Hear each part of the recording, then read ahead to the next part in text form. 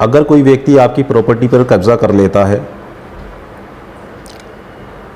धोखे से या ज़बरदस्ती, तो आपको क्या करना चाहिए, क्या आपके पास अधिकार हैं, मैं आपको बताता हूँ इस वीडियो के माध्यम से। मैं हूँ एडवोकेट शेर अहमद और मैं उम्मीद करता हूँ आप सब खैरियत से होंगे। मैं भी खैरियत से हूँ आप सबकी दुआओं से।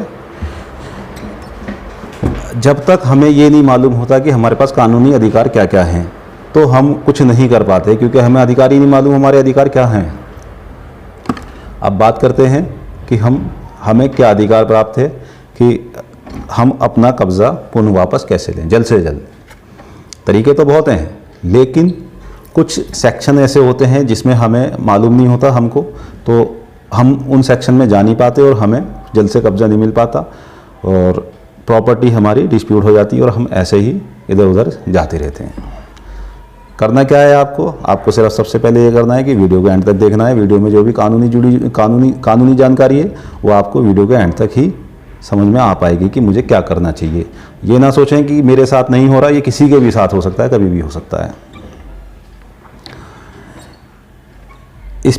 स्पेसिफिक रिलीफ एक्ट सेक्शन 6 के अंदर हमको ये अधिकार प्राप्त है कि अगर कोई व्यक्ति हमारी प्रॉपर्टी में घुस जाता है या धोखे से या ज़बरदस्ती हमारे प्रॉपर्टी पर कब्जा कर लेता है, तो हम उस व्यक्ति के खिलाफ FIR दर्ज कराएंगे। FIR दर्ज कराने के बाद हम कोर्ट जाएंगे और कोर्ट में उस व्यक्ति के खिलाफ स्पेसिफिक रिलीफ एक्ट सेक्शन 6 के अंदर उसके खिलाफ एक केस फाइल करेंगे, जिसमें हमें प्रॉपर्टी पर जल्द से जल्द सुनवाई, उस केस में हमारी सुनवाई बहुत जल्दी होती है और उसमें हमको डिक्री मिल जाती है, ऑर्डर हो जाता है कोर्ट से कि वो व्यक्ति आपकी जल्द से जल्द उस प्रॉपर्टी को खाली कर दे जिसने ज़बरदस्ती आपकी या धोखे से उस प्रॉपर्टी को कब्जा किया है। बात करते हैं कि ये स्पेसिफिक जो रिलीफ एक्ट से है, ये किस व्यक्ति को किस प्रॉपर्टी पर और कौन व्यक्ति फाइल कर सकता है। इस स्पेसिफिक रिलीफ एक्ट सेक्शन की सबसे खासियत और सबसे अच्छी बात यह है कि अगर मैं किराएदार हूं या मैं मकान मालिक हूं, मतलब मेरे पास अगर रजिस्ट्री नहीं है और मेरे पास सिर्फ अटॉर्नी है, पावर ऑफ अटॉर्नी है, मैंने उसको सेल डीड नहीं कराई है, या मेरे पास मैं एज ए सिक्योरिटी रह रहा हूँ, as a security rent agreement जो बनता है उसके बिहाफ पे मैं उस प्रॉपर्टी में रह रहा हूँ। शर्त यह है कि आप उस प्रॉपर्टी के अंदर पहले से रहते हों।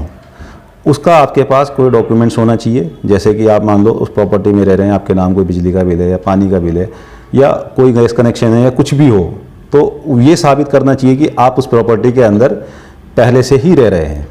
आपके पास आप मालिक नहीं है उसके, कोई नहीं, उससे फ़र्क नहीं पड़ता है। इस स्पेसिफिक रिलीफ एक्ट सेक्शन की यही सबसे बड़ी खासियत है कि इसके अंदर आपको ओनरशिप पेश करने की ज़रूरत नहीं पड़ती है। इसमें सिर्फ आपको ये साबित करना होता है कि हाँ, मैं इस प्रॉपर्टी के अंदर रह रहा हूँ।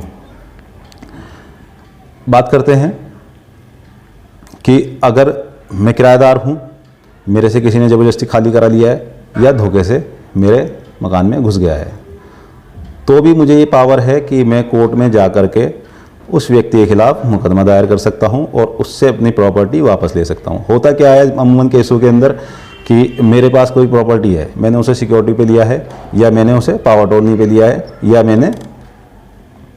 मैंने उसे रेंट पे लिया हुआ है।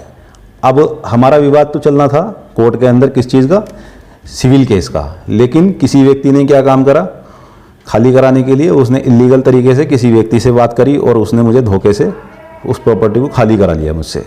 लेकिन अब मुझे ये तो नहीं पता कि मुझे क्या करना चाहिए आगे।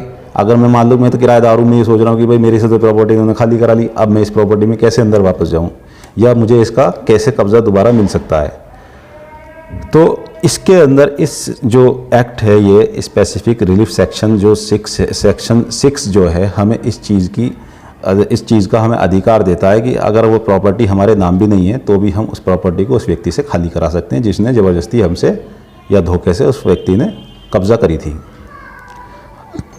ये तो हो गई एक बात। अब बात करते हैं कि ये एक्ट कहाँ लागू नहीं होता। ये एक्ट उन प्रॉपर्टी पर, उन पे नहीं लागू होता, उन संपत्तियों पर जो सरकार की होती है।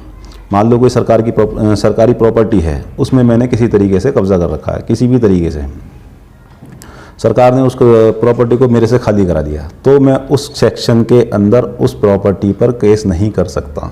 क्यों नहीं कर सकता? क्योंकि ये केस उस प्रॉपर्टी पर मुझे कौन सा केस करना पड़ेगा? सिविल सूट फाइल करना पड़ेगा। उसमें मैं इस सेक्शन के अंदर नहीं जा सकता, क्योंकि ये जो एक्ट बनाया गया है ये उन लोगों के लिए बनाया गया है जो किराए पे रह रहे होते हैं या सिक्योरिटी पे रह रहे होते हैं या वो उस प्रॉपर्टी में कब्जे पे होते हैं। तो कोई उनको ज़बरदस्ती बाहर निकाल के ना फेंक दे। ये जो सेक्शन बनाया गया उन व्यक्तियों के लिए बनाया गया है। आपको मेरी वीडियो कैसी लगी? वीडियो में जो जानकारी मिली है मैं उम्मीद करता हूँ आपके बहुत काम आने वाली है। और मेरी वीडियो अगर पसंद आई हो तो उसको लाइक और शेयर ज़रूर करें। डिसलाइक भी कर सकते हैं अगर वीडियो पसंद नहीं आई है। और मेरे चैनल को सब्सक्राइब करें। ऐसी ही कानून से जुड़ी हुई जानकारी के लिए मेरी वीडियो को देखते रहें।